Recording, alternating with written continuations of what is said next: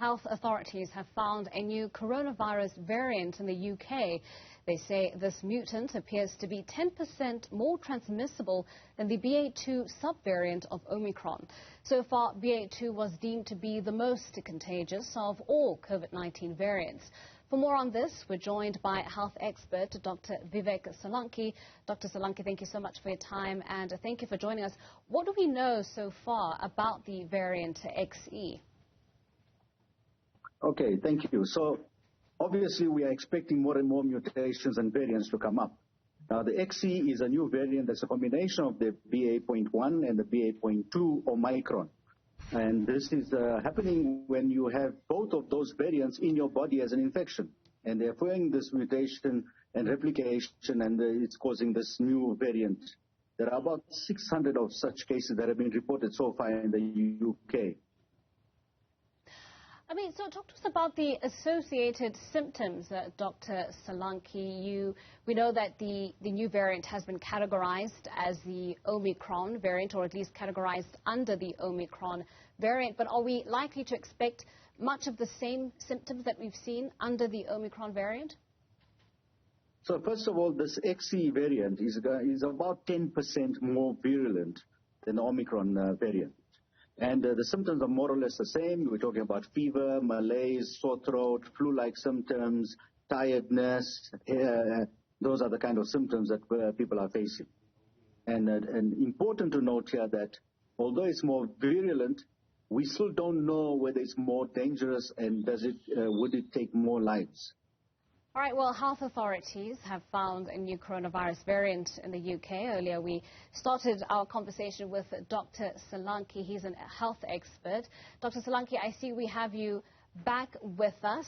Earlier, you were talking about the high transmissibility of the variant, and I asked you about whether or not we are any closer to finding out if it's possible that this variant can become a dominant strain and possibly lead another wave of COVID-19 infections. So at the moment, the WHO and the other research facilities all around the world are actually working on this to find out exactly how virulent, how dangerous, how prevalent it's going to be, and how it's going to affect the rest of us. All right. We don't have much answers right now. Understandably, considering how viruses work. But lots of countries, Dr. Solanki, have started scaling back their COVID-19 regulations. We're seeing less mask wearing in public spaces. In our own country, we're currently looking into proposed amendments to our own National Health Act regarding this. What are your thoughts on these moves, these decisions that a lot of countries are making, given the fact that the World Health Organization has warned that the pandemic is still with us, and the discovery of this new variant, in fact, is evidence of that point? Pandemic is still with us. The problem globally is that there is fatigue. There is a pandemic fatigue. People are tired of wearing masks. People are tired of isolating themselves and things like that. So I think a lot of governments had to take that move and free the society up. However, it's a double-edged sword. You can see all over the world, and the numbers are rising again. And there is the same fear for us here in Africa, in South Africa, Zimbabwe, neighboring countries in the SADC region as well. I think we have to continue to be cautious. I think we have to keep our masks on, at least, especially in the public places, in the shops, in the restaurants and things like that, and keep our social distances. I don't think we can let our guard down. The new wave will be upon us fairly soon. We're expecting it sometime in May, June, and we still don't know what type of variants will hit us in this region.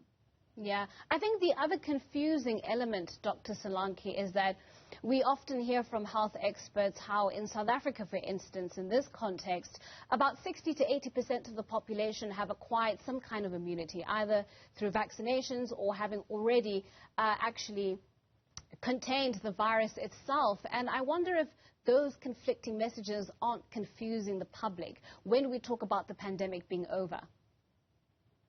What's important to note here is that with the new variants, even if you have been inoculated and you've got your herd immunity or you've got your vaccination or you've been pre-infected before with the COVID virus, you can still catch it again. You can catch it multiple times, and that's a risk of it. What the vaccination does and the herd immunity does is that it reduces the mortality and the dangers of having the virus.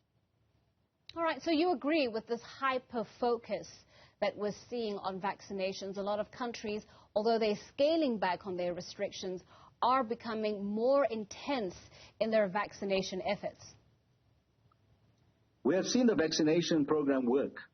And so I think everybody's focus has to be to vaccinate as many people as possible, get the booster shots in as well, especially those who are more prone to catching this disease with the high blood pressure, with the uncontrolled diabetes, with cardiac disorders, lung disorders. They have a higher probability of having the higher mortality and complications of catching this virus. We have to focus on these people, especially those over 65 and 70, and get people vaccinated and get the booster shots. All right. Well, Dr. Solanki, thank you so much for your time and for joining us on this afternoon's program.